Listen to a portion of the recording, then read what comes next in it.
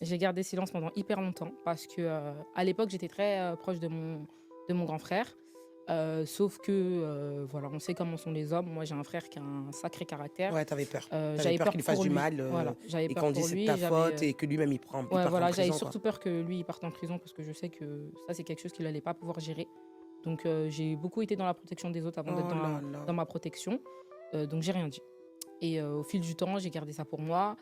J'avais des copines à l'époque à qui, j'ai pu me confier. Dieu merci. J'avais même, des éducateurs spécialisés autour de moi, mais c'était pas forcément en placement, c'est l'éducateur de rue avec Oui, qui oui, on je peut vois. discuter. Donc voilà, il y a eu ce bon petit lien et on va dire que j'avais un bon équilibre et mais j'étais dans une phase où ça allait pas du tout, où j'avais, voilà, besoin de m'éteindre. À ce moment-là, j'avais, cette envie-là, mais je savais aussi que c'était pas autorisé dans la religion, donc du coup, j'essayais de maintenir, mais j'avais des nuits assez compliquées, j'avais presque l'impression que j'allais mourir et cetera. Donc en Oh! fait, comment dire? C'était assez, j'avais ce côté-là un peu avec ces envies un petit peu suicidaires, mais de l'autre côté, j'avais, cette envie de me dire, bah, que je peux pas le faire étant donné que je suis musulmane et ce qui s'est passé, c'est que, bah, j'étais beaucoup dans le questionnement